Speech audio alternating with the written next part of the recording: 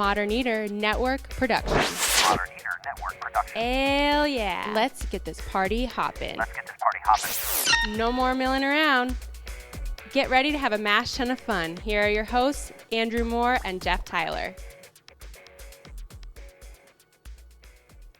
Hey everybody, it's 4 o'clock on Monday, and that means you're watching BeerCraft, Colorado's craft beer show. I'm your host, Andrew Moore from Intrepid Sojourner Beer Project, here with my good friend Jeff Tyler from Spice Trade Brewing, and we have a great show for you today. So make sure you're live on Facebook, getting ready to send us those questions, because we're going to talk all about the things in the industry that nobody wants to talk about, but everybody needs to talk about. Everyone needs to talk about this. So we've been doing a little journeying around the world for the last couple weeks here, and we're back in Colorado. And we're saying a bad word this week. We try to keep it pretty light, pretty PC on the show, but we're saying the S word. We're talking about saturation, sort of real talk. Is the beer industry saturated? What do growth models look like? What are small breweries doing? What are big breweries doing? So we're going to kind of dig into it a little bit this week and get into something that I'm excited to actually just talk about. A lot of people kind of skirt around the issue, and I think it's something that needs to get out there. Yeah, well, I think too. I mean, we often need to be reminded that, like, beer is a business, right? We all love making the beers we love to make, but at the end of the day, we have to run a brewery too, right, whatever that means. So I'm excited. I feel like we've got a wonderful panel here to school us on the beer industry. Yeah, so it's gonna be fun. And Nick Fredman, one of the owners of Intrepid Sojourner Beer Project, is here with us. Kevin McCrossin of Counterculture Brewery and Grille, formerly of the Intrepid Sojourner Beer Project, and Tristan Chan from Ratio Beer Works, and, of course, PorchDrinking.com. Yeah, thanks for coming on. Welcome today, to the guys. show. Thanks, guys. Thanks for having us. Yeah, for sure. So let's talk. I kind of want to get into it a little bit with some news, some breaking news. Yes. That just got released, I believe, last week about Intrepid Sojourner. Yeah, so I feel, it came out in Westward. It came out, well, on Saturday. We were here on the Modern Eater show. Yeah. With Brews Beers, and we talked about their new tap room. But yeah, Intrepid Sojourner, we've been sort of undergoing a lot of changes, and one of the things that maybe sparked the need to think about this, think about the market, think about saturation, different growth models and things, is we have put the brewery location, the current brewery location on 8th and Santa Fe, up for sale. Mm-hmm. And we are focused so that we can focus all of our sort of time and energy and resources into distribution. Yeah. So we'll be contract brewing in a couple different places around the state, probably, and we'll be releasing cans. Right now, again, if everything goes according to plan, we'll have cans in October, right? Okay. As of, October 1st, we'll be Next Stop Brew Company. We'll be Next Stop Brew Company at the Great American Beer Festival in October. So you're rebranding, too. There's so two so things we're happening at rebranding, once, right? Yeah, the tap room, we had the beer project as part of it. So it's been a wonderful place to experiment and dial in recipes and try some different things. And it's time for the next step, which is this distribution, which is something that we've always sort of wanted to do. Yeah, which you can't do in the location you're at now. Yeah, which we can't do in 2,400 square feet. It's too small. Yeah, right. It's too small. So,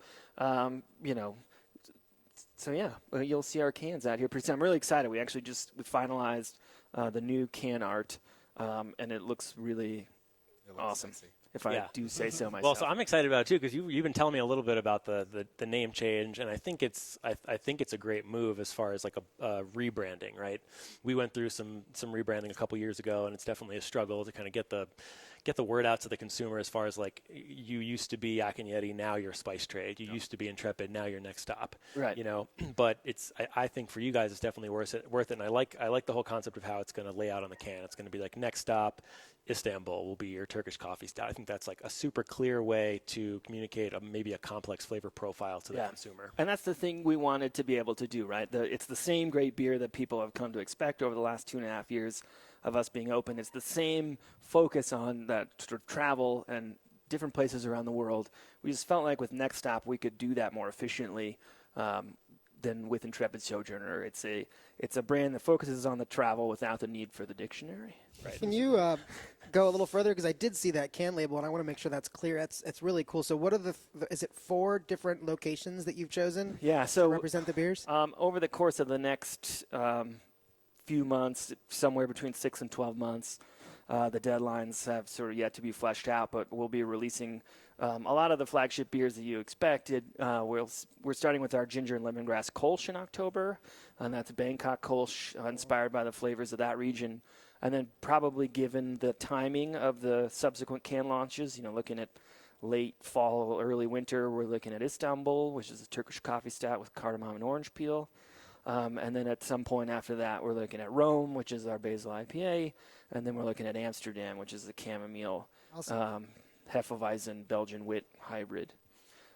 So yeah, excited about, sort of putting the focus on those places and letting those places kind of inform the flavors that come into those beers. Yeah, I mean, that was always the idea. It felt like, when I was working for you, it was that, we were trying to impart these flavors on people. And I remember sitting in your tap room and having somebody who, was from the Middle East drinking your Turkish coffee stout, like telling me that it just reminded them so much of Turkish coffee, and like, smells and flavors and experiences all go together, and that's kind of something you always really preached. Yeah, I mean, that's one of my favorite things when it happens, when people come in, whether they're from the region or whether they've traveled to the region and they're like, oh, this reminds me of sitting on that patio, or this reminds me of having gelato in Rome, like apple and basil or whatever. And this probably sounds a little bit similar to some of the things you think about at Spice Trade in terms of like creating flavor profiles from Southeast Asia and Nepal.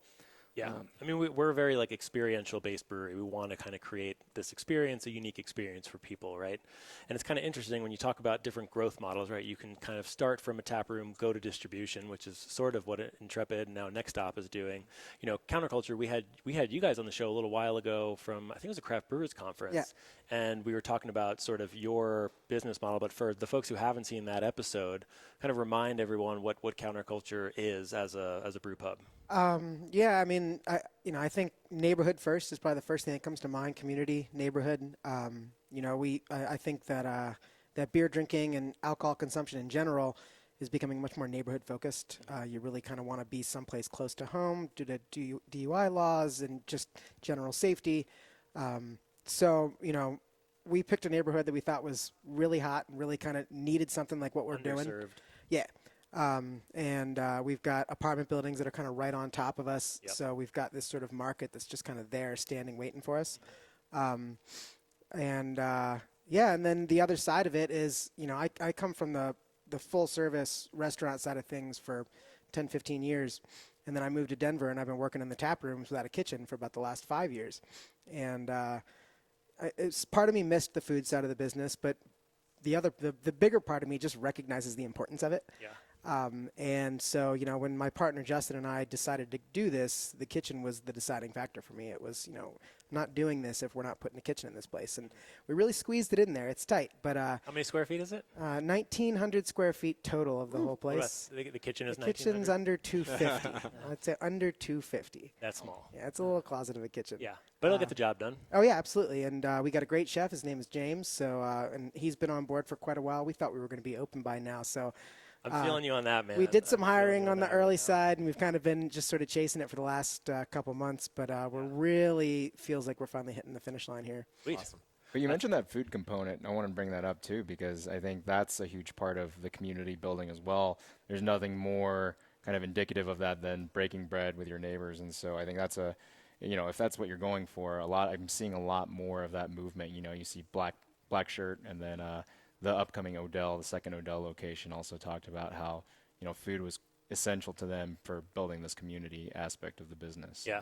I kind of wanted to pick your brain a little bit on that too, about Odell. You just wrote an article for Porch Drinking about Odell's expansion, and kind of to segue from a brew pub, a neighborhood location. You sort of have the opposite happening, where there's this large brewery sort of doing the reverse of what a lot of people are doing, kind of starting up with small tap rooms. They're going from large brewery, packaging brewery, large distribution, to let's open up a bunch of small satellite tap rooms. They opened up one in Rhino. Yep. Now they're opening one in Sloan's Lake, and they have another venture that's coming on too, right? Yeah, so I believe those are the two main projects that are kind of on their wheelhouse right now. I'm not sure if they have a third in the works, but I do know that, Sloan's Lake is the kind of the latest announcement that they kind of unleashed upon the world recently. And they did make a huge point in saying that, we wanted to have this pizzeria, incorporated into the business, because they felt like it does bring people in more to break bread, to share in food, and also share in beer together as well. Yeah. So, yeah. Yeah. I think it makes it challenging with the food component and also sort of the captive market component. A lot of times those buildings that are on the base floor of an apartment complex, which I'm pretty sure is very similar to the Odell spot, they're expensive. Yeah. Like Oh, they don't just give those away. They like know you're getting a captive audience with it, and it can be a lot easier for a very large brewery, a very large business to scoop all those up and make a really sexy brewery and get people in the door, and it's a lot harder for smaller places to do that similar. And I apologize. I actually do stand corrected of myself. What you were referencing was not the third beer project. They actually did announce the wine cellar project. So yeah, you're Oh, correct. that's right. I do hear about that. Yep. Yeah. So this is a question I have. We're talking about breweries and the changing market and saturation. As I was thinking, when Odell announced their location or in the Sloan's Lake area, I think the Westward headline was, Odell announcement shows that gloves are off in craft brewing. Right. And maybe I'll inject a little bit of bias in here. Maybe it's like, how long can we pretend like we're all going to get along forever? Right? And more breweries is always better, and having a brewery across the street is better than not having a brewery across the street. Like, is this still the case? Is there a point where you're like, it'd be great if you moved it 6 blocks down that way? I think if you look at what's happened in other markets, Colorado's just been a little slow in the uptake there because we naturally have a more friendly, symbiotic culture. But if you look at like San Diego, Stone's been opening up satellite tap rooms for 7 years, 8 years, I think. It's been a long time. Pizza Port's been doing it for a long time, and it's now starting to happen in the Pacific Northwest as well, right? I mean, 10 Barrel being here. So a lot of times, breweries went to other states because they were like, we'll have another distribution center, we'll have an Epic, and we'll start so we can make fresher beer there. But what we've seen starting to happen more and more is these localized kind of taproom feels where it's just a growler fill station or a little food truck kind of attached place. And then as breweries are getting bigger and having more money, you're seeing more of the kind of Oscar Blues effect, where you have a full-on restaurant, a full-on family-style restaurant. It's not something we've talked about yet. But bringing in children, bringing in family members that don't drink so they can still partake and be part of that experience, I think that's going to be a major shift, and that's what we're starting to see. Well, absolutely. Even with Old 121, I think it's interesting that their model is not just focused on the craft beer element, but also, they're making their own craft sodas and incorporating Titulia into what they're doing. And so I think that's a really interesting approach. You mentioned bringing in the family and the non-drinkers. I can't count the number of times at Ratio we've gotten requests of people saying, do you have a gluten-free option, or do you have like a non-alcoholic craft option? And so that becomes really important, because if there's one person in that group that doesn't drink, then they're going to choose a location that has offerings for them as well. So there's kind of this phrase in the restaurant industry called preventing the veto vote. Sure. If there's like a large group of people and one only drinks wine, one only doesn't drink alcohol, one wants kombucha, one has a kid, like if you can create a business where all of those vetoes are there's no vetoes because everyone's yeah. So now I'm announcing Spice Trade Chili's. We're going to franchise it out. Perfect. We're Cheesecake Factory, where you just have a giant menu with everything on it. Yeah, exactly. Yeah, I mean, that's one of the reasons that we're doing wine on draft. The brew pub license allows us to do it. And, there is, so long as we're talking about stuff that's kind of hard to talk about, there's a bit of a culture in tap rooms and breweries where when somebody comes and asks, hey, do you guys have any wine? They ask it just like that because they feel like they're embarrassed. And a lot of time the bartender kind of goes overboard and shrugs or roll their eyes. It's like, no, we're in a brewery. What do you mean hard seltzer? Yeah. Which we can make these days. So, yeah, I mean, we're going to do a cider on tap. We're going to do 2 wines on tap. Just so we've got that option, so we're avoiding that veto vote of, I don't want to go to the brewery. Yeah, I think that's a big bonus of having the kitchen, right? And we're starting to see a lot more of breweries who haven't had a kitchen in the past move towards having a kitchen, or they're opening with a kitchen, right? At Renegade, our neighbors to the north are just put in their brew pub license, right? They're going to put a permanent food truck out Are they front. really?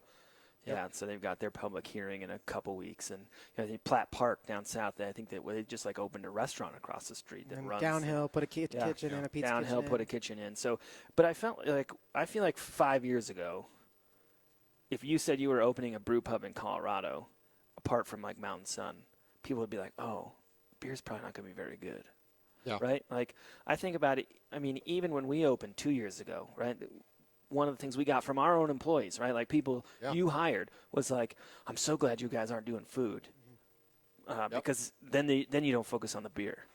And I feel like that's totally backwards, right? You look at someplace like California, like you were saying, we get people who come in the tap room from California, they're just like, where's the food, right? Yeah. Every brewery in California Oh, pretty yeah. much is a brew pub. And a lot of them have like some of the best food. I mean, back to the Stone thing again. Stone's restaurant is one of it's the best phenomenal. restaurants in San Diego. So It's good. so delicious. And I think even in the Pacific Northwest too, you've seen that a lot more. Like around Oregon, around Seattle, there's a lot of breweries that have like top shelf chefs. We were coming just in Portland, and Yeah, I mean, it's every place has phenomenal. got a kitchen. Yep. Yeah. Yeah, I was in San Francisco a little while back. I'm actually going back this weekend, but pretty much every brewery we went to had a full kitchen. Most of them had liquor. Yep. They had like a handful of staple beers, like kind of spanning the styles that you'd expect depending on what kind of beer you want.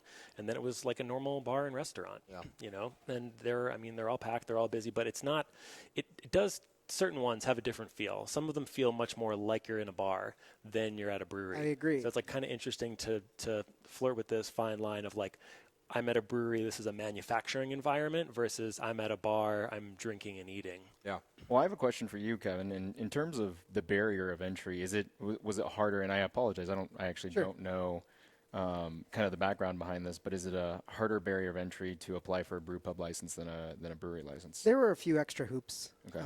You and I wonder if that was part of historically why Colorado has less. Well, brew pubs. when you brought up the idea 5, 6, 7 years ago, I think the first question that people would ask you if you said you were opening a brew pub with a kitchen is, why? Yeah. Because you don't have to. 'Cause about that time, it was 2010, 2011 when the laws changed and you could do this taproom model, and that's when everybody started doing it, and a lot of these brewers who were brewing professionally wanted to get off on their own. They don't know how to run a restaurant. They don't know how to they don't know how to do that stuff. They don't want to do that stuff. Yeah, that's and an so they entirely didn't. different. I mean, that's why aspect. that's a big Yeah. reason It's why like a we second didn't, business. right? Like we love beer and food. I mean, we try to put our beer in all kinds of food situations. But at the end of the day, we were like, well, we're not going to open a restaurant because that's a whole slew of moving parts that we're It's not ready money, to take it's on. information, it's knowledge, it's permitting. There's a lot of that goes into it. It definitely complicated our situation. We would have Yeah. been open a long time ago. And a if we big didn't part have of the kitchen. complication is with like the health code requirements. I mean, Jeff, you're going through it right We're now. going through the same thing right now, and the big difference. I mean, in Colorado, you have the cap on a brew pub production is 60,000 barrels a year. Like, I would love to see a brew pub, like in a traditional sense, that's making 60,000 barrels a year. That is a lot of beer. The big thing is like the health department. You have to pass all the health department regulations that most breweries, it depends on your municipality, aren't getting scrutinized. So. I mean, another huge piece of this, and we haven't exactly touched on this yet, but it's what your original business plan said. It's like, are you trying to be a local, community-focused place? Are you trying to bring people in to be a pillar of the community? Or are you trying to grow? Is your actual goal to scale and have multiple locations, or is it to scale and be distributed nationally? Right. Because if you're true to that, if you create a brand and you actually try to appeal to customers, and you're honest to your customers about that. I mean, that's like another thing. It's like a lot of places are kind of like, we don't really know. We're kind of in this weird middle ground. And when you're in that place, people feel it's like inauthentic versus places that are just like a huge production facility. You walk in the door, you're like, okay, I get what their goal is. Like, I get what they're trying to do. Yeah. So I think that's been tough, and that's changing now that there's A, more money and more people in beer, but B, there's also this like higher level of competition. So now you actually have to stand out, right? You actually have to take a stand and say, this is what our brewery is going to do. This is what we care about. This is what we're passionate about. We're going to put our best foot forward. Yeah. We think we're putting together a model that we believe will be repeatable. Like that's the goal. We think we're putting something forward that is going to be successful, but it's going to be neighborhood by neighborhood. It's important you go to the right place. I don't know that, in a rural community, this model that we're putting together would work well at all. Yeah. But we feel like in sort of the Denver urban neighborhoods that we have here, we feel like we could make this successful and then do it again. Yeah, it kind of changes the business model. If your business model is distribution and large scale production, you can kind of spread it through the state. If you have this sort of like almost cookie cutter franchisee sort of business model that you can open in different locations, there might not be enough neighborhoods in Colorado that fit that. Like you see breweries like Modern Times based out of San Diego, scaling up the West Coast. Yep. They're not just opening 25 locations in San Diego, even though San Diego's massive.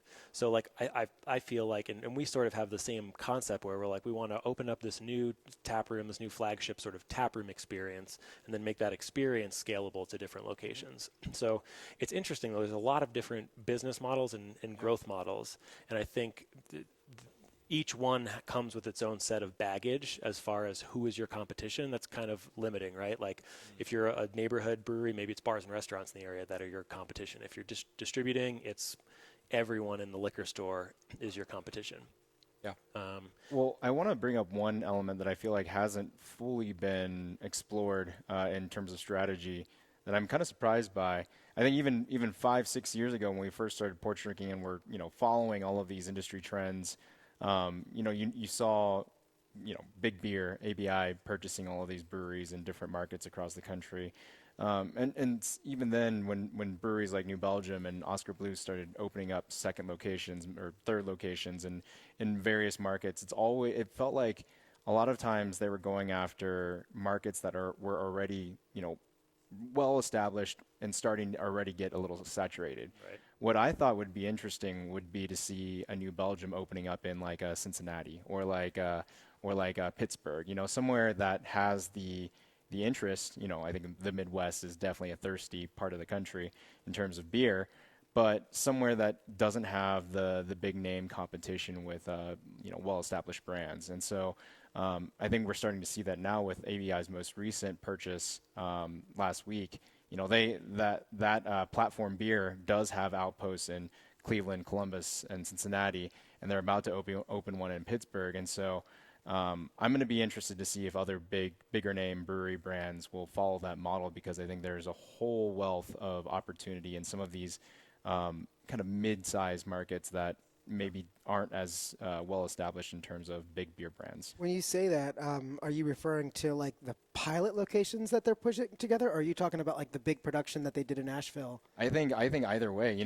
I think production, it makes a little bit more sense to be in a beer destination, but like sure. But I think even like with a mid-sized outpost, I think if you were to build a beautiful production facility that isn't like one of their coastal ones, then I think it still has opportunity to succeed and service a wider kind of footprint of the market. I mean, can all of us remember when New Belgium, when Fat Tire was like, people would drive like cases up to Minnesota, and it was just the hot thing. You couldn't get there, and that's all changed. It's a big deal. It has. I wonder if that concept would only work with a large, very well-established brand versus like a smaller brand that's like, hey, there's a lot of potential here. We want to get in on it, and we want to share what we're doing with this consumer, but they might not have the brand recognition or just the raw like distribution infrastructure horsepower that the big guys have. Yeah, Cash. It's purely cash. Absolutely. And I do think that you need to have a little bit of an established brand, but like even looking back, kind of what you're talking about in terms of Fat Tire,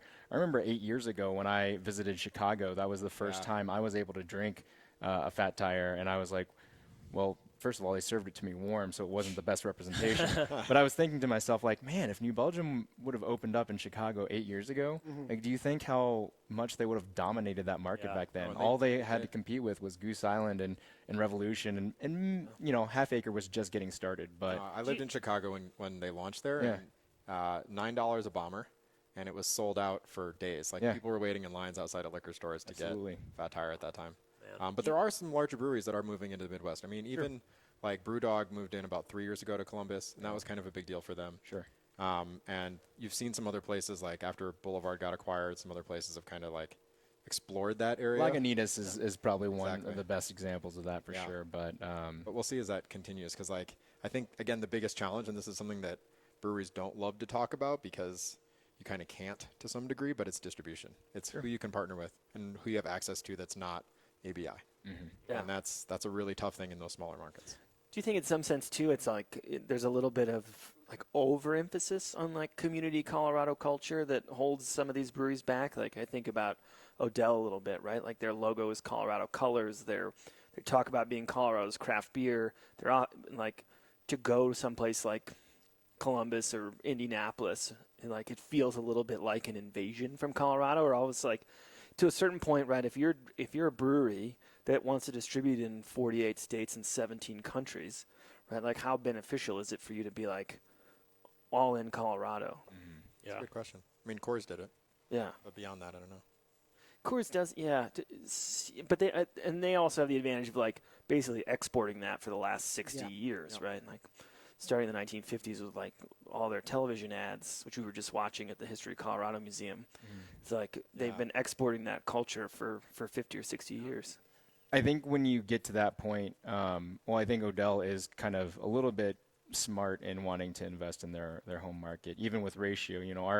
Our our goal, people ask us all the time, are you going to start distributing out of the state? And our answer is always no. Like, we really feel like there's an opportunity here to build in Colorado, and we don't plan on leaving anytime soon. If you look at New Glarus, that's the perfect example. I mean, they're one of the top, I think, 15 largest breweries in the country, and they still only distribute in the state of Wisconsin. And so, if you can really own your home market and build towards the right people, then that's the way to do it. But when you look at like a New Belgium and you start opening up in other markets, I think the key is to find the right people who are very well versed with those markets, because it's all about authenticity, right? You're talking about that of building community, but it is building community around the authenticity of both the brand and also with that market in particular. So I think that's super important. Exclusivity creates cult followings. Absolutely. So New Glarus is a great example of what Fat Tire kind of used to be to people. Now you can get it anywhere. Yeah. I'm not saying the beer has changed or that the value has changed or even the demand has changed, but like when I go up to Wisconsin, I'm looking to find some New Glarus, And when I meet somebody from Wisconsin, I ask them if they have any New Glarus, because it's it's what you need to do. But I think you have to be careful when it comes to exclusivity too, because you look at brands like Ballast Point, for example. That's a brand that was very exclusive for a very long time, and when they start flooding the market, it only goes so far. You have to build a strong enough brand. You have to be wise about pricing and how you're launching that market. Even with Melvin, we saw a big push here in Denver, and it's kind of it's subsided since that initial hype of Melvin coming into the market. And so I think with any brand, it's all about building your core first and then allowing that to kind of drive your decision making. I think also back to your initial question, Andrew, places like Odell's didn't have to compete in the way that they do now. And I'm sure that's driving business decisions in some way or another, right? Like, Sure. I don't know what's motivating everyone to get out of bed in the morning, but like for breweries that have been around for 15 or 20 years, a lot of times they've just been able to have steady organic growth every single year as more and more people were starting to drink craft beer. And then we hit that tipping point where, okay, everyone knows about craft beer. It's common. Everyone drinks craft beer. Now there's enough breweries to service everyone. There's enough community-oriented breweries so people can get local beer. And you get into this place where it's like, okay, do we want to keep growing? Do we want to take this business to like a national or an international business? If so, how do we do that? Right. And I think you have to bring in new people. You have to like reorganize in a lot of different ways in order to make that happen. And I think what we've seen just in like all the different brewery spaces opening up in Rhino over the last 5 years, like all these breweries that were not Denver breweries are now Denver breweries. And that has really changed things just locally here. But I think that's just kind of like a symptom of what's going to happen kind of around the rest of the country as these kind of large regional players decide, A, we're going to just own our state, or B, we're going to have to grow outside of our state because there's so many other good places. Sure.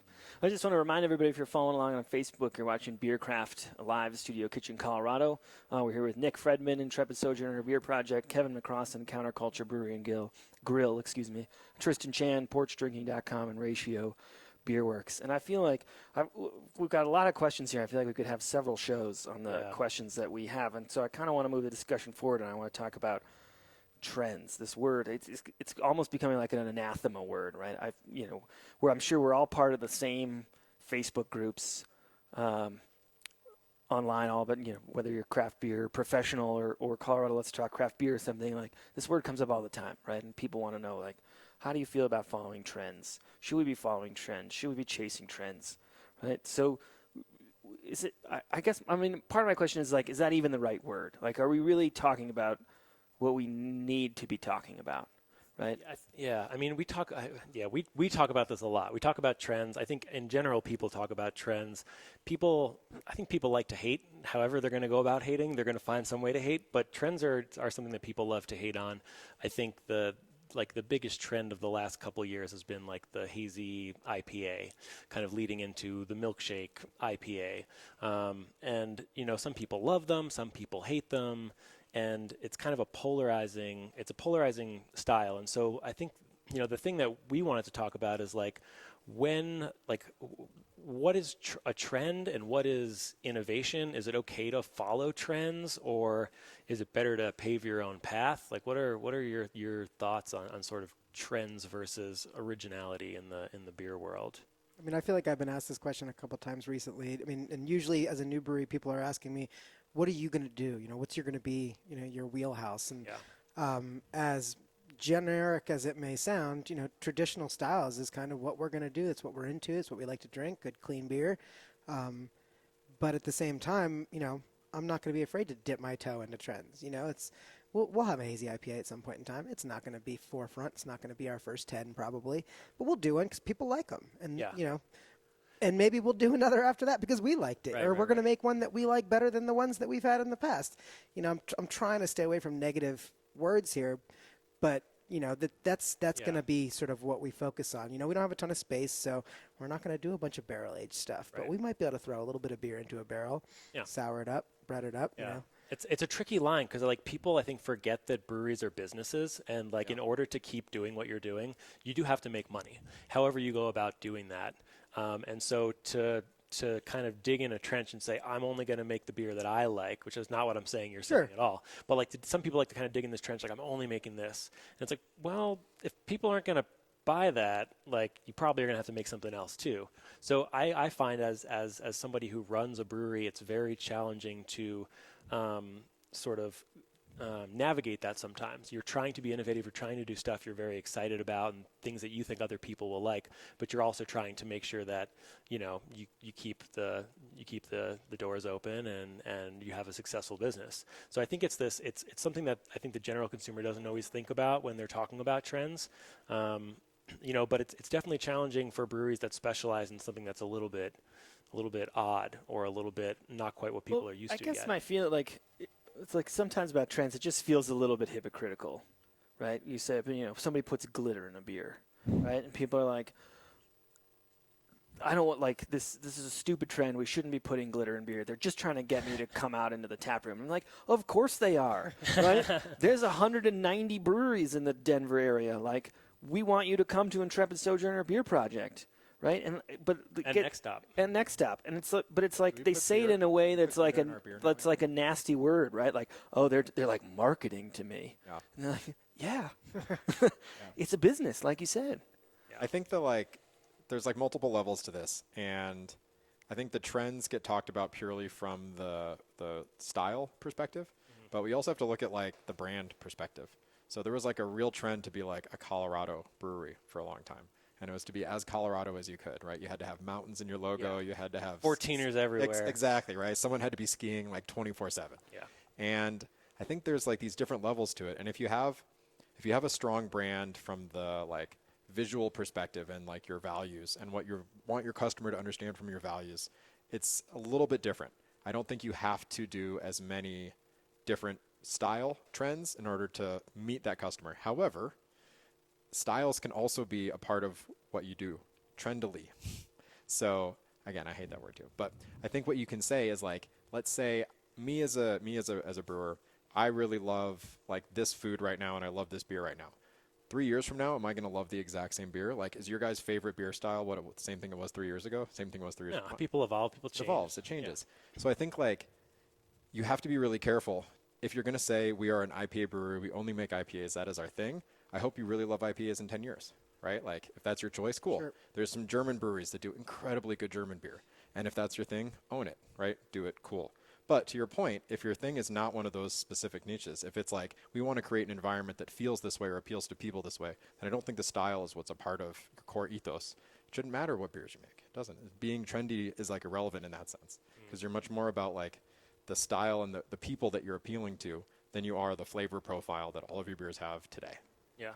I also think that whatever you do, you need to make sure that you're doing it very, very well. And I think that it's really important to have at least some, one or two or hopefully 3 or 4 brands that are just tentpole brands that are going to be some of the best within that style category or whatever you're putting forward. Just because, you look at Fat Tire, if we're using that as an example, it's still one of the best-selling beers out on the market, and it's because it's a great amber. And even for us at Ratio, I think Dear You is very representative of something that's a little bit unique in that it's not out of our core style. It's not our best-selling core style.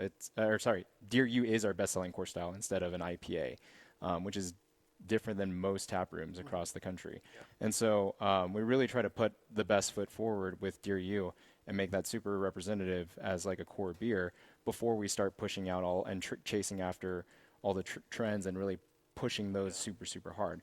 King of Carrot Flower is a beer that people ask for throughout the year, and we're very conscious of making sure to we're not going to be pushing that beer 12 months out of the year because it's only coming out in the fall. It's actually coming out at the end of this month. That sounds like marketing to me. Yeah, It's a great you got beer. to slip that in there. yeah. But Low ratio drink King of Carrot Flower.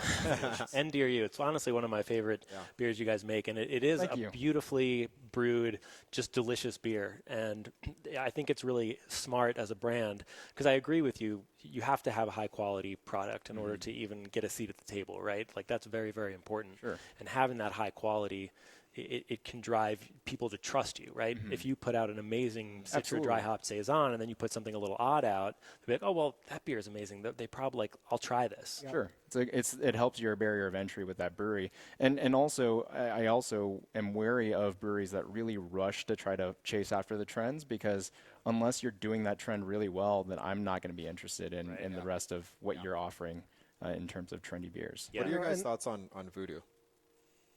Voodoo Ranger. Voodoo Ranger? Yeah, we've been talking about Fat Tire, but like I think Voodoo Ranger outsells Fat Tire now. I think yeah, I wondered Citradelic about is a that. better beer.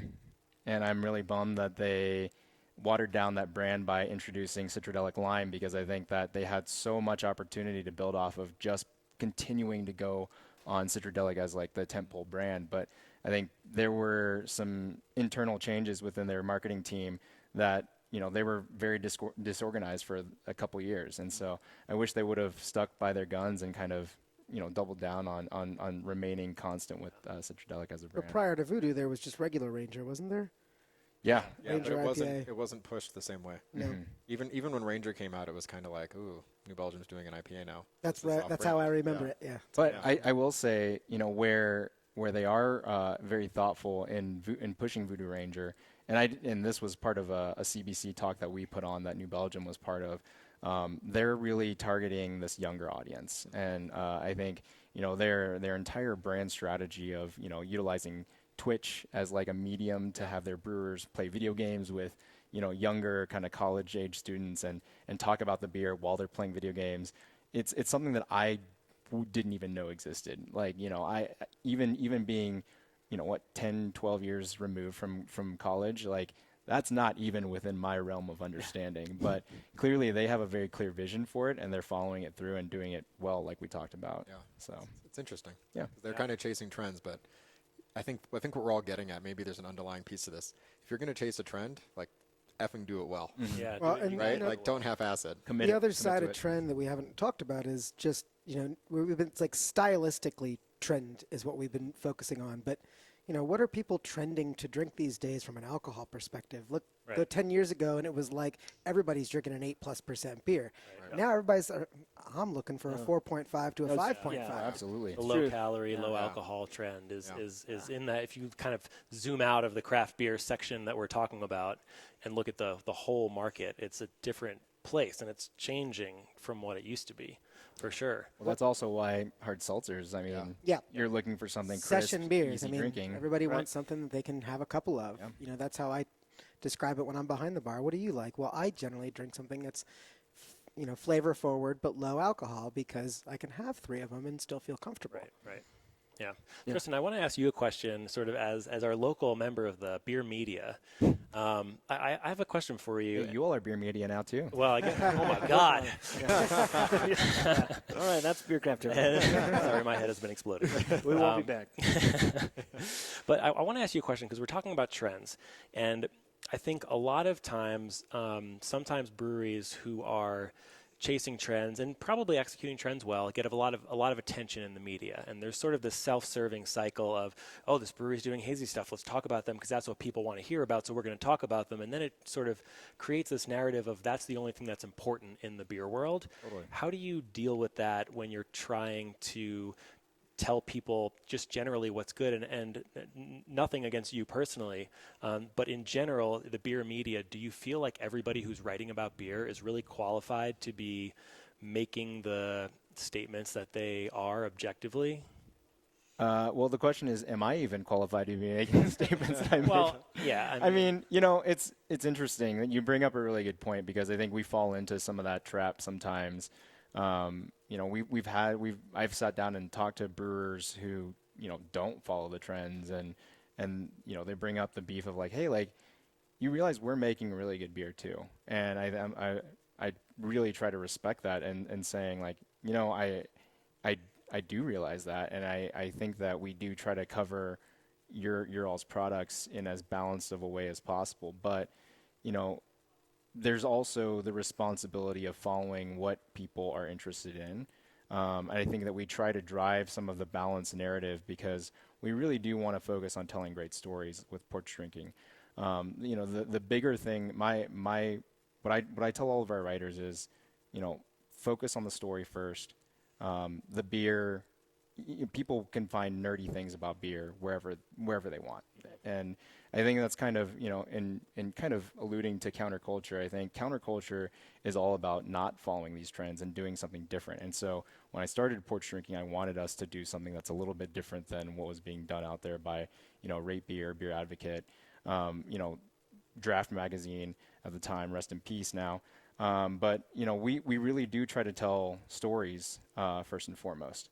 Now, there is that narrative of, people love pastry stouts or hazy IPAs, and I think it's our responsibility to report on that in a balanced way. But, I think if you actually do look at our content, a majority of it isn't actually following the trends. I think maybe people share those posts a little bit more, and it's driven by what people in this kind of social media driven culture gravitate towards. But we do a lot in terms of covering beerology and history behind the historical styles and whatnot. We do a lot of interviewing brewers just to talk about what are they interested in, and oftentimes it's going to be pilsners, lagers, easy drinking beers. Right. And so hell, we had a restaurateur interview the other day that was talking about how much he loved Miller High Life, and how that got him into beer. Yeah. And so I think it's difficult because it is sometimes driven by readership and how they share things. But it is always refreshing to hear from brewers and breweries that are like, hey, there's more out there than just barrel-aged stouts and hazy IPAs. I'll give you the perfect example. Like we recently attended a major festival, a national festival that was an invitational style fest, and I made a comment in the article. At a certain point, you can only have so many barrel-aged stouts or barrel-aged pastry stouts before everything starts tasting the same. Mm-hmm. Right. And I made a point to drive home in that article of saying, like, you can't just have a festival that is driven based off of like one or two styles. Otherwise, it's just going to be the most boring festival of all time. Or if it's a sour fest, you're sick for like 2 days. Yeah, that too. But I feel like, to some extent you wouldn't be out of line to kind of turn that around on some people, right? It's like, we are a media organization. We are not your free marketing department. Oh, that's true. Right? Too. Like, you may make the best, whatever, German or British beers in the state of Colorado or in the country for that matter. But, how many times do you reach out to porch drinking? How many times do you issue a press release, right? How many times do you come to an event that we're doing? Like, there's this idea out there, I think, that is going away, I think, based on the way the market is going. But it's just like, if you build it, they will come.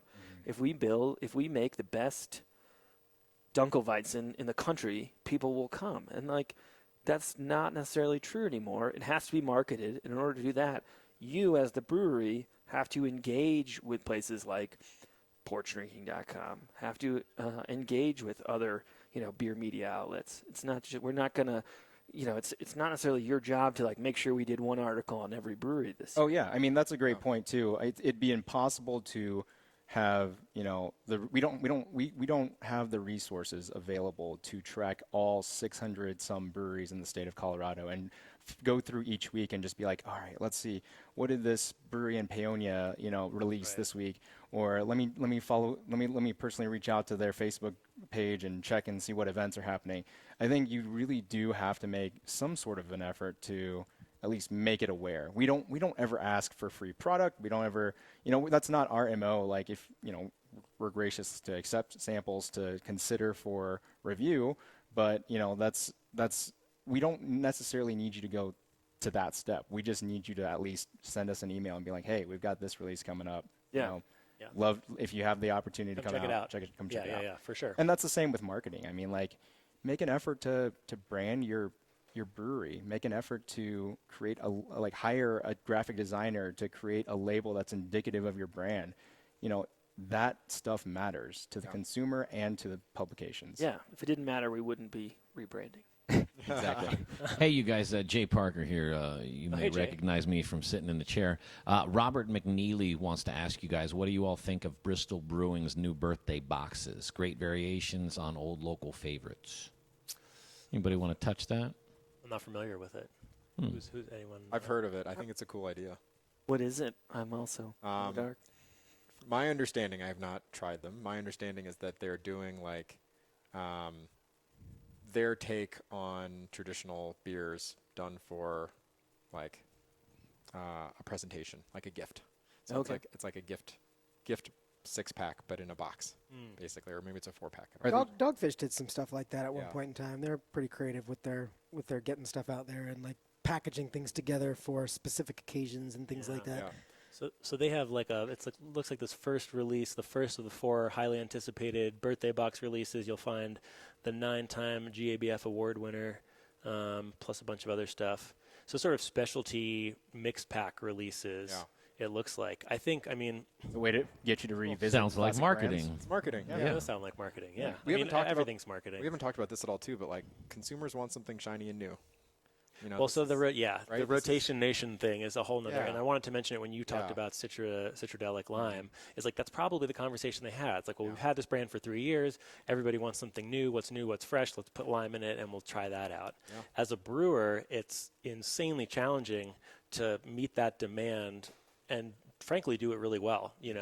So you're constantly flirting this line of technically developing recipes versus trying new things and trying to do it in a balanced way. It's a challenging art to do both and do it well. So Cannonball Creek, who I brought some of their beer with us today to taste, they do a grapefruit version of their Mindbender, and they used to only do it on an anniversary party, and started with 1 keg.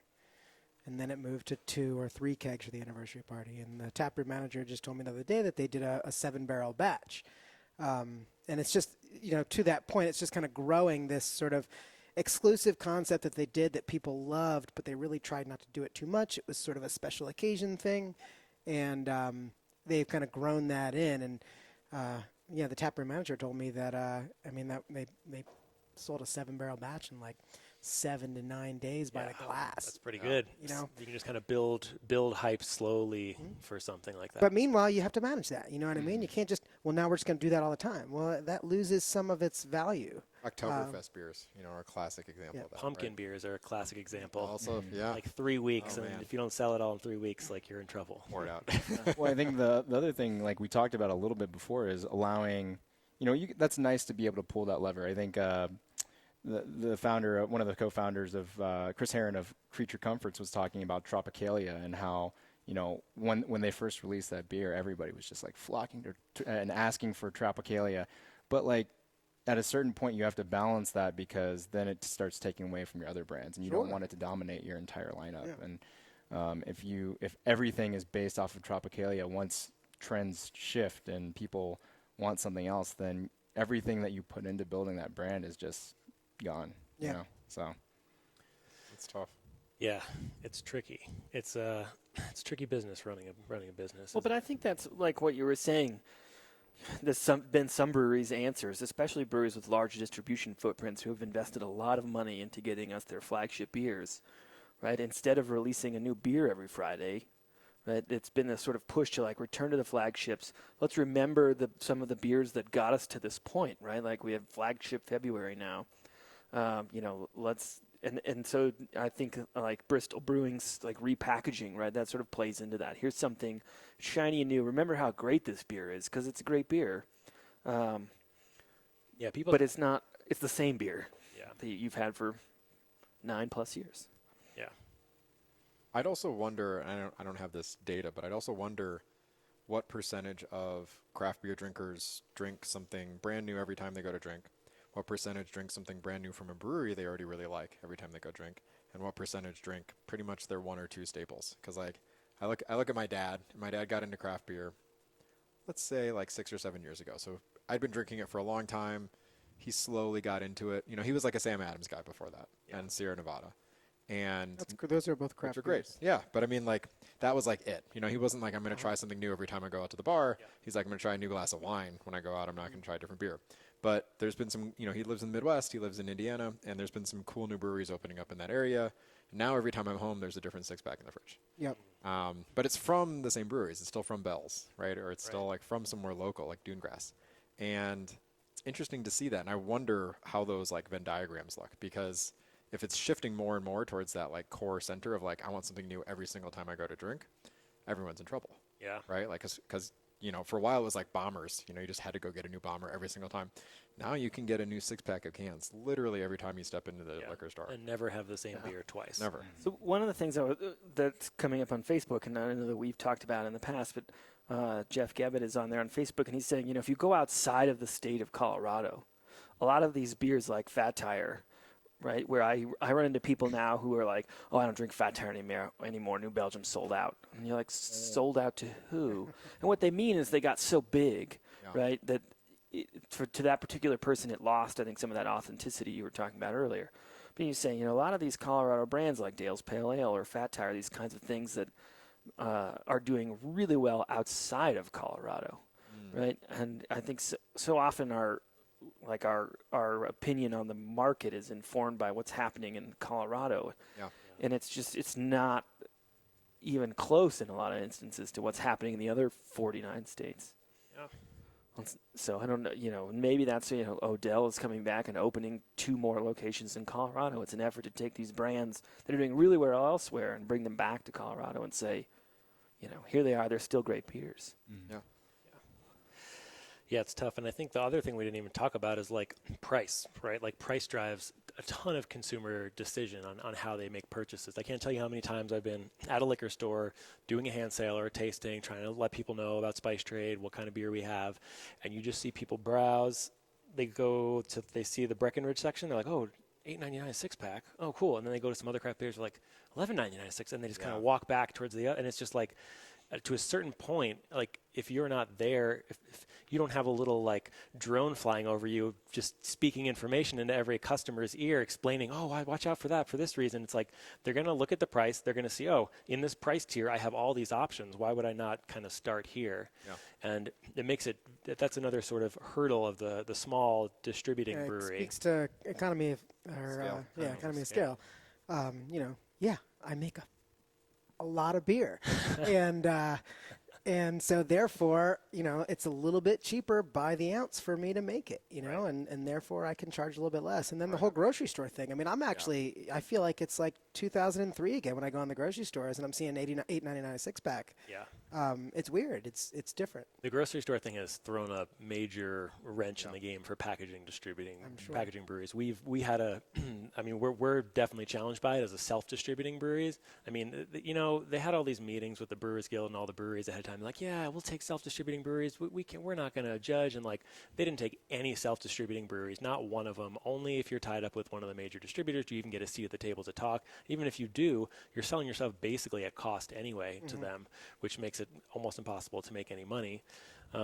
So the grocery store thing, you know, I think from a convenience point of view, for if you're a consumer, awesome, you can get some beer at the grocery store now. But like from a small business, I mean, even a medium-sized business point of view, like it really hurt a lot of distributing breweries who were just kind of on the cusp of starting to grow. And now you see these liquor stores that were doing pretty well, selling small craft beer. Now those businesses are starting to go down. So not only do you see the breweries starting to go down, but also like the retailers are starting to go out of business now because they can't compete with the supermarkets. So, I mean, that whole thing really screwed up a lot of businesses, not only at the manufacturing level, but at the retail level too. Yeah. Hey, Jay here. So to that note, and sorry to interrupt, but I think this is a good question.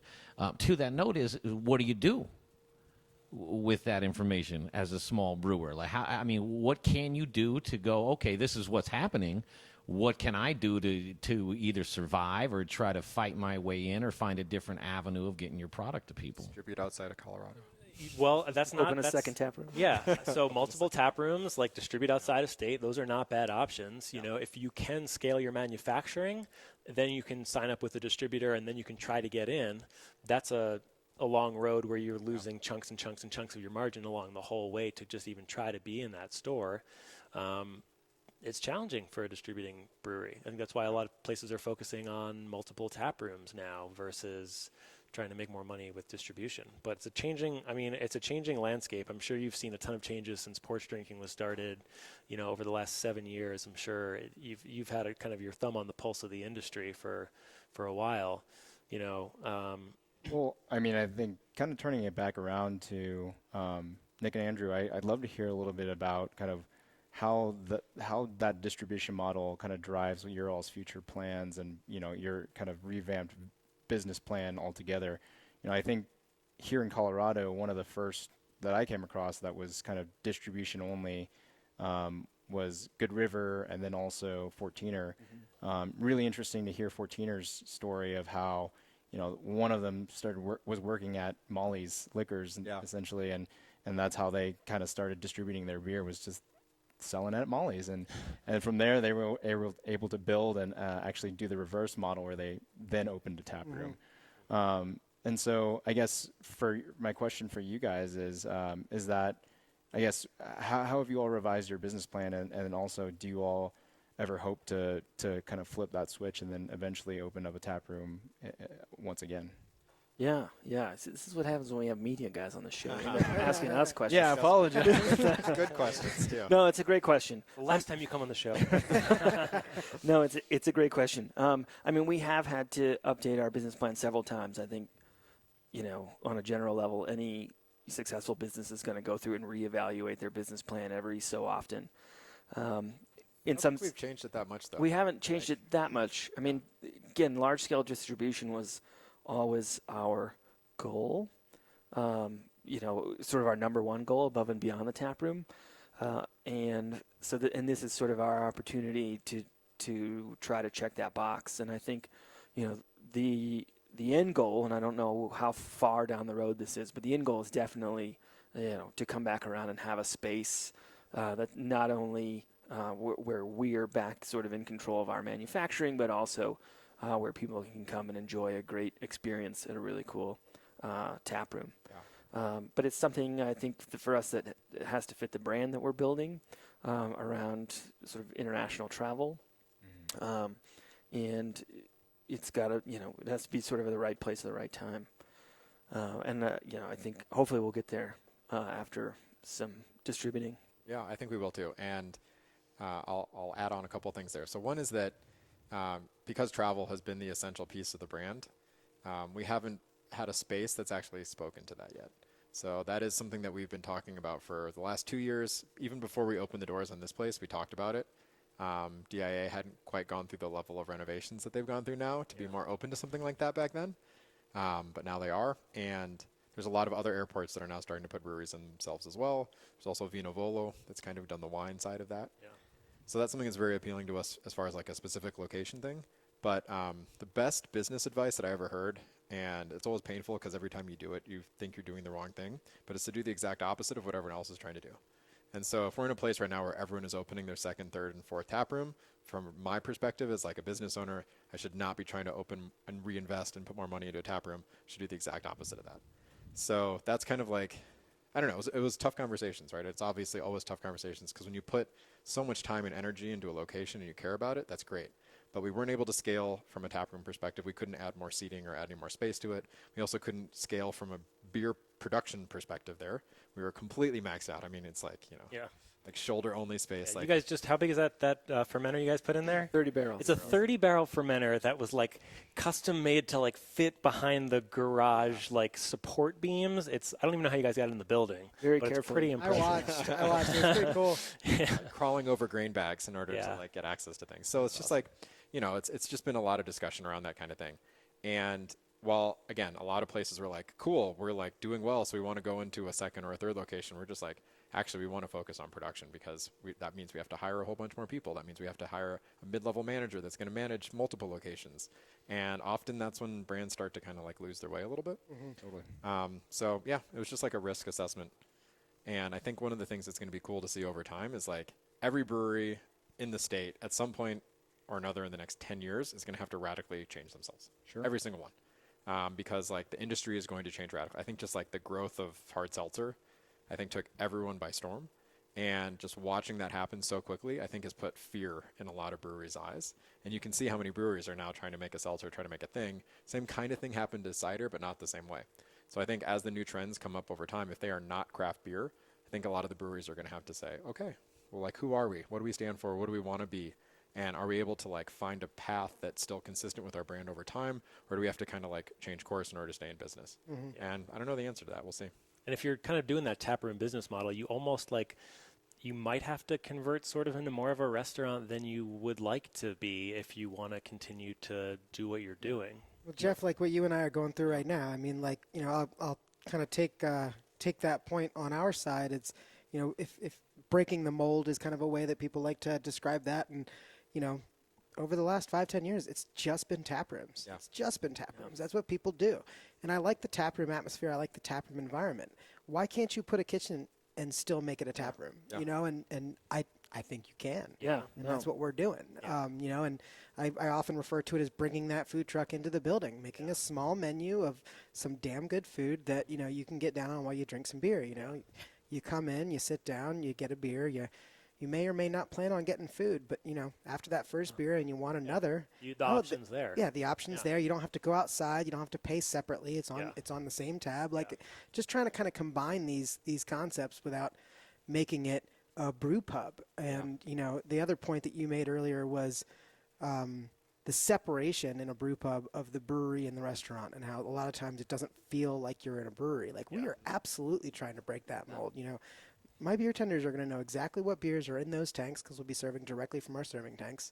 They'll tell you what's coming up. You know, we're going to be, the communication line is there. A lot of times in a brew pub, it's just, it feels can very be kinda separate. siloed. And, you know, you just don't really know. It's siloed. Exactly. Information The rock silos. bottom experience. And that's what I think everyone wants to avoid. So we've kind of, I want to get to this. I think this is important. And in some ways, it's like responding to some of the trends in like, what are people drinking, right? What do people want the experience to be? Well, they want food, right? They want a wider variety of alcoholic options. But I also want to get to some of the questions on Facebook. I know we're running out of time, and it was something we wanted to talk about earlier when we were talking about growth and sort of market trends. And Robert McNeely is asking us, you know, how do you feel about partnerships and acquisitions like Cigar City and Oscar Blues, right? Are these good for the industry? Are these bad for the industry? Are they neutral for the industry? I think there are inevitabilities, and I think the biggest issue that everyone's going to keep seeing is the cost factor. So, you know, I had an $8 pale ale from a brewery that we have all been mentioning earlier tonight, and it was a 4.7% beer, a 14-ounce glass for $8 recently. Yeah. And I had some sticker shock. I was just like, whoa. But I think that's a piece of it, is that there's now a completely different customer base, right? Like, people are willing to spend more money on craft beer. They're comfortable with it, but they also know that they can, with a good distribution agreement, can undercut. So back to the kind of $9, $8 a six-pack costs. Right. We're going to keep seeing that too, and that's not because they're making the beer cheaper. Although sometimes it is a little bit, it's more because they have a better distribution agreement because they're now acquired. They're keeping more of their money down Exactly. the line. Yeah. Exactly. So whether it's good or bad for the industry, it's really hard to say because that's like based upon your perspective of what you think is good or bad. I think it's an inevitability, and I think it's going to mean there are less breweries out there. It's a factor of growth of the industry. It's, you know what I mean? It's a part of the game, I think, now. And if you really want to be going big, you kind of got to combine resources, so to speak, in order to make it happen, because you're going up against ABI. That's what you're doing. Well, I think that's also a matter of business strategy as well. I think that, you know, you can do it if your goal is to satisfy, you know, shareholders and whatnot, then yes, you are going to have to continue to grow. You're always going to have to do whatever you can to grow as quickly as possible. But if your goal is to serve a community and remain a small brewery, or even a mid-sized brewery, if you're very focused on wanting to maintain a certain level. I mean, it's interesting hearing Russian River speak. I think Natalie one of the co-founders of Russian River was talking during CBC this past year, and she mentioned that they're striving to get to about 15,000 barrels, and they want to maintain that and not really grow much larger from there. And do you think that's a reasonable strategy? Like, and some part of me wants to say, like, well, like we live in a, we function in a capitalist economy that's getting more and more competitive all the time. Do you get to a point where you're like, yeah, that's good? For a very small handful of places, yes, but it's because you have the brand to support it, right? Like last time I was at Russian River, I saw a guy there. He was on his 8th day in a row picking up his 1 case of Pliny because he was getting ready for his wedding. He knew it was going to take 34 days in a row to get all of the cases of beer for his wedding. Wow. And he was on day 8, and he was happily standing in line and just chatting with me and just like thrilled about it. Yeah. But that's because it's Russian River. Sure. So for the majority of breweries, I don't think so. But for places like that can do that, yeah, for sure. But even if you want to maintain a 5,000 barrel a year brewery, then I think that is doable. I think that a smaller size brewery can absolutely, do what they do on a small scale because they know exactly how to run that business. And I think that's the biggest key is like, do you know how to run your business in a way that you're going to maintain, the quality of living that you want for your employees, for yourself, for the brand, or do you want to try to compete with 7,000 other breweries and trying to become one of the big guys? And so, yeah, it's like a restaurant. It's the same thing. Like, do you want to become a chain of restaurants that are all over the country? Right. Do you want a franchise? Do you want to I just be think a like neighborhood place? Another thought I often have about like mergers and acquisitions, right, is that this is a necessary way for breweries to grow, right? It's a hugely capital-intensive process to get to large-scale distribution, right? And so one way of doing that is like finding a private equity group like Oscar Blues and buying other breweries and sort of pooling your resources, right? If you don't want to sell out to big beer, I think there are different kinds of acquisitions in that sense, right? Like what Oscar Blues has done is way different, I think, for the industry, as a net than like Goose Island selling to ABI. And I think like we talk about like one of the big guys, but in my mind, like the reality is there really are no craft big guys, right? There's Yuengling at 6 million barrels a year. There's Boston Beer Company at like 4 million barrels a year. But above 6 million barrels, there's no one even close to the big guys. And if craft beer, I think, ever, if the movement wants to stick around forever and not have to wake up to the reality that one day Budweiser could just roll over and shut down the industry, somebody has to move up into that space. And if you penalize breweries for acquisitions and mergers, it's going to grossly handicap their ability to move into that space. I don't think anyone can move into that space. I don't think that's actually physically possible with how the industry is set up. Well, that's a whole other episode, right? About how. Seriously, I don't. Based on the personal experience I have working in some of the larger brands inside of some of those departments, it's not physically possible. But that's a whole other, like the regulation there is not on our side. Yeah. and also just the economics of it. Exactly. In order to acquire New Belgium, which would be, that you would have to do that. In order to contend, you would have to have New Belgium join Boston Beer with Dogfish Head. It's just, but Sierra Nevada comes in too. Sierra Nevada, that's. And then there's still just like a little guy. The reason that's never going to happen is because of who's brewing Sierra Nevada's beer, who's brewing Sam Adams beer, who's brewing these brewers on a national scale. Mm-hmm. It's not their core house brewery, right? They're brewing a 10th or a fifth or a fraction of their actual specialty beers. All their main exports are being brewed by one of the big guys. Yeah, the data point or the rumored data point that I've heard is that, Coors dumps more beer down the drain than, a brewery like New Belgium does in a year. And that just those two, things, and I don't know if that's true. It's just what I've heard. Yeah.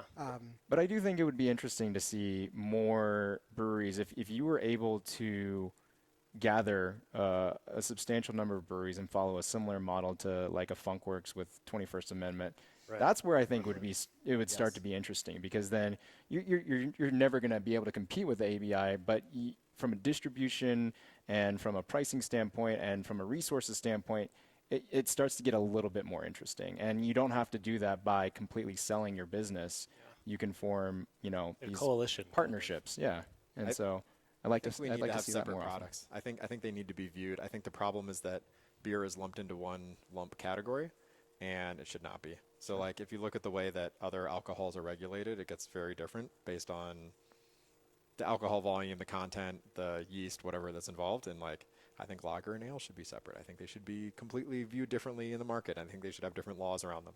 But that's not going to happen today. And I think that's part of what's been interesting is like, that's why you can see things like a seltzer come in, just completely dominate, because depending on what it's brewed with, it's under a completely different type of legal structure. Yeah. Yeah. Well, so I want to get to a final thing here before we have to wrap up Beer Craft for this week. And we've been talking a lot about marketing and growth models. And when we all think about marketing, we think about events, and the ultimate event is the Great American Beer Festival, which we've all had to start thinking about since 2 months ago. 2 months ago, right? Basically, as soon as the Craft Brewers Conference is over, I know that in like 2 weeks I'm going to get my first GABF email. And but Great American Beer Festival tickets just went on sale, and this is something that I know we sit down at Intrepid and evaluate every year. It's like, is it worth it, right, for the brewery? So I mean, the question I guess is, what value does in 2019, what value is your brewery getting out of the Great American Beer Festival? Yeah, because there's sort of two sides of it. There's like, what's the value to the consumer? And if I'm a beer drinker, going to the largest beer festival in the U.S., getting to try thousands of different beers, that's pretty cool, high value. As a brewery, if you're mixed up with thousands of other beers and people forget what they're drinking an hour into the festival, like, the value seems to be skewed a little bit. And so I think from the consumer point of view, people are always like, oh, GABF, like, are you guys going to be there? Like, that's awesome. Like, what's your thought for counterculture on going to GABF or even participating in the events outside during GABF? We're not going. We're not going to have a table, mostly due to construction issues and just things not really lining up for us this year. But, part of that packaging conversation we had, something pretty, you know what I mean? Your logo, your travel-themed brewery, walking around all of those different breweries, that might strike me as, I went to this one really cool place. They were focused on, they had a beer from Istanbul. They had so I see the value. Also, being somebody who's worked in breweries in Denver for quite a while, it's just a good time. I mean, like, it's a lot of work. Right. It's a lot of hours. It's a lot of drinking, but like, it's a lot of interacting. It's a lot of networking. It's a lot of meeting people. I'll take it to, Big Beers is a smaller, version of the same experience. We brewers and we owners that go up there, it's kind of a big party, and then we do actually have to do our work, but it's interacting with people. It's having conversations. It's, going to sit down and learn about a particular style or a different technique. Yeah. So, I mean, I definitely see the value in it. This year, God help us if we're open by then, we'll focus on trying to draw people out, you know, and getting involved in some of the local outside GABF stuff. I see a lot of value in it, and I know a lot of people would disagree with me locally, but the fact that it's in our town, it's definitely a lot less expensive for us to come to it than for somebody who's in St. Louis or in Wilmington, Delaware, or something like that. Right. So I see the value, and it's kind of low-hanging fruit for those of us that are in the area. Mm-hmm. I think it depends on what you're trying to get out of it. If you're looking for like a good time for your friends and employees and everyone to like have a celebration for a week, it's awesome. But if you treat it as in this is our big time that we have to like make a stand and prove our brewery, you're going to probably be very sorely disappointed. Yeah. Right. It's hard to stand out at GABF. There are so many booths. We spent so much time last year.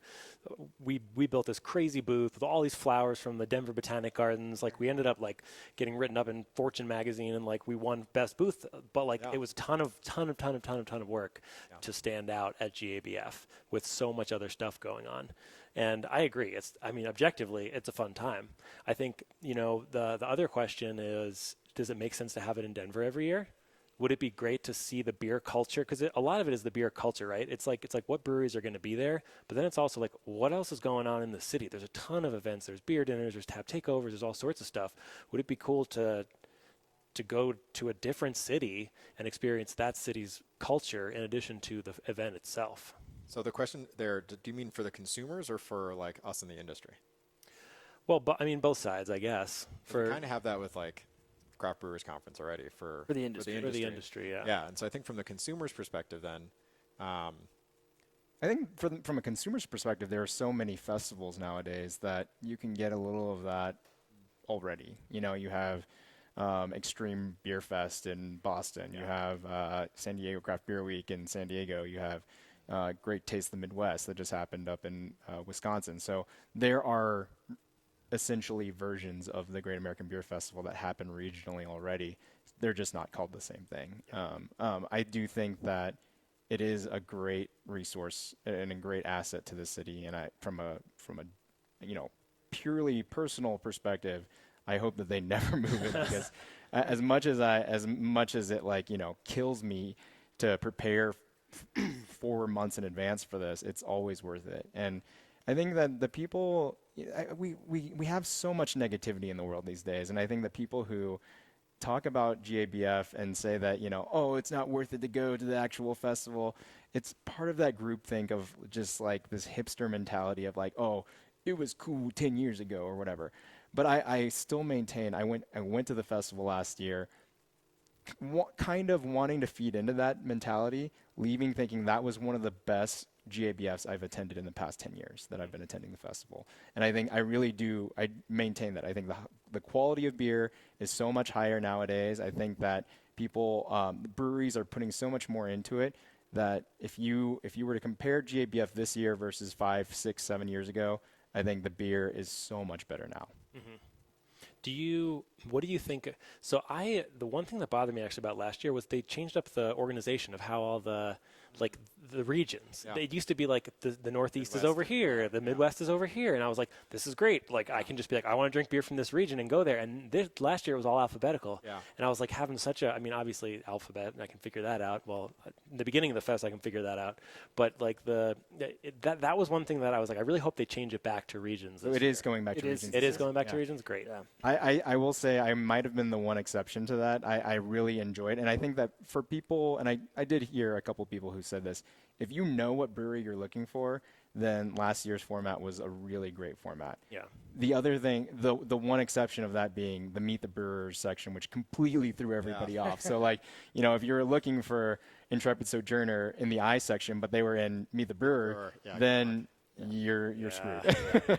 And so I think that might have been the one aspect they didn't fully think through. Yeah, they didn't think. With Next Stop, we'll no longer sometimes be awkwardly stuck in the T's. Yeah. Because we've been alphabetized with the.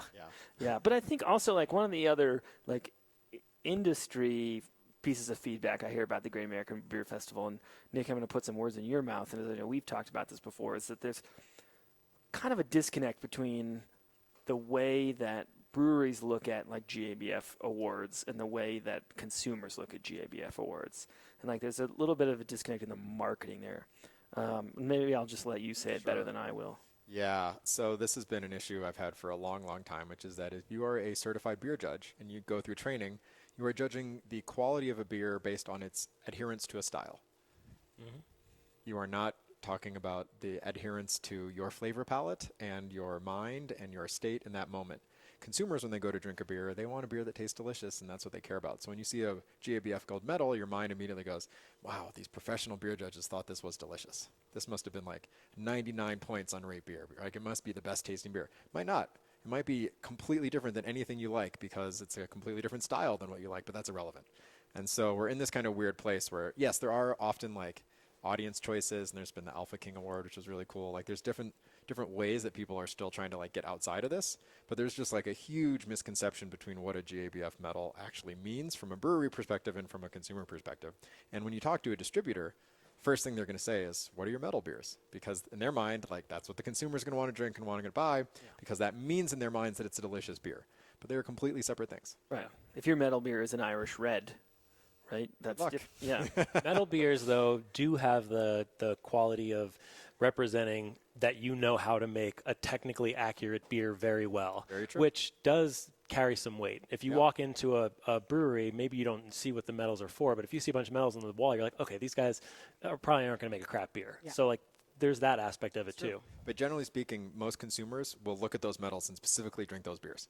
And if you look at a brewery, they're going to have on their tap list the medals next to the beers themselves. Oh, it's completely flawed. I mean, you also think about breweries, Sam Adams, for example, who won many, many medals back in the day when there were only 200 breweries participating in the competition. And so they still advertise those medals, and people still drink them because they're a GABF medal winning beer. Yeah. And so the playing field is much different nowadays. Yeah. Yeah, I mean, I think I remember reading last year that your chances of winning a GABF medal are like 0.0003%. But I think that goes back to one of the points that was made earlier, which is whatever you're doing, do it well. And, you know, to your point of if you want to enter beers into GABF, read up on the style guideline. You know what I mean? Like, understand what you're supposed to be doing. And then, you know, that consumer who's coming in, over here. the consumer who's coming in that drinks to style, you know, which It's true. There are, you there know, are a people lot that of do. beer drinkers drink to style. I know I do. Yeah. And I'm walking in, I'm going to look a little bit closer at that metal to see what style of beer it is. I'm a little bit more of maybe an educated drinker than You're what much everybody more is. educated beer drinker. But as a brewer who takes pride in what they do and is making a recipe that they like already and is going to look at the style guidelines and say, yeah, you know what, this is hitting all of those marks. I'm going to enter this beer because I think I've got a chance. I see nothing wrong with that, you know, and marketing or not marketing, and whether the consumer is making a mistake by ordering a beer that they're not going to like, it was still a damn well-made beer. I mean, we could have a whole episode too on rating systems and like how the rating systems are flawed and, you know, tastes like beer, 1 star, not good. Like people, we could have a whole episode on Untapped. Yeah, and rate my anxiety's beer going up and- right now. I think the key is, you know, like you mentioned before, it's GABF. GABF is supposed to be fun. And so I think if you go into it with the mindset of like, no, I'm not trying to win every single medal or medal for every beer that I enter.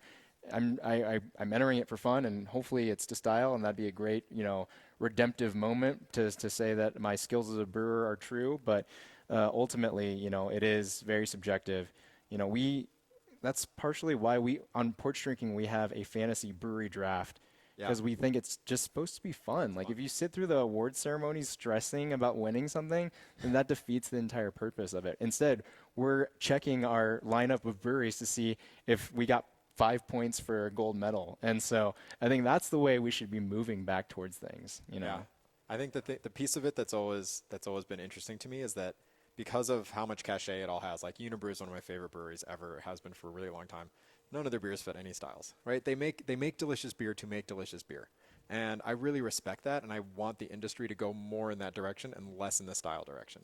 And I think as long as the GABF has the cachet that it does for medals, I'm not against medals. I'm not against the way that it's judged. I don't have any issues with that. But like the fact that now there's a hazy IPA category because it's a style. What's a traditional hazy IPA to you? Like, how do you decide what that style should be like? So as we're creating new styles to try and create more medals, to try and cater to the brewers, we get into this weird place where it's like, well, maybe some of the beers that Unibrew makes, maybe those should be styles. Maybe there should be like a sour apple ale category, right? Like, obviously we're not going to do that, but that's kind of this place you get into. And I think what that actually takes away from is consumers' ability to experience new things, because generally speaking, when you try something new, you want to try something that's been recommended to you, and the best way to recommend that is to give it a blue ribbon or a gold medal. So if we're able to like come up with some other fun, if there was like another great festival that specifically did the opposite, that was just like, hey, we don't care, like everything's blind tasting, we don't care about the style, we just want it to like taste as good as it possibly can, and we're going to just rate everything based that way. That would so be really hard, cool. man. Taste is objective or very subjective based on the person, based on their mood. Like you said, the taste is it's crazy how many things impact taste, and so wine does. it's hard. It's same with wine. Wine's a whole bunch of smoke and mirrors. Yep. But there's like it's hard because like how do you if you rank something, you have to compare it to something. So it's a tough thing. I mean, I think everyone should just go out there, find good beer, and tell other people that it's good, and Amen. drink it. Well, on that note, I want to thank you guys so much for coming on Beercraft. This has been a great show. Thanks to everybody on Facebook for sticking around with us a little bit longer than normal. But as you can tell, there's a whole lot of topics to cover. We barely scratched the surface today. Yeah. But I feel like we've done a great job at like building an industry panel. I think for this, we got to have like a deep bench of industry panel people. And just I like that. You guys are all welcome back on keep the show. having the Thanks for taboo having us. conversations. Yeah. So we'll be back next Monday. We'll be taking a deeper dive into sort of beer journalism and some beer media. And we'll keep trucking through August. Yeah. See you guys next week.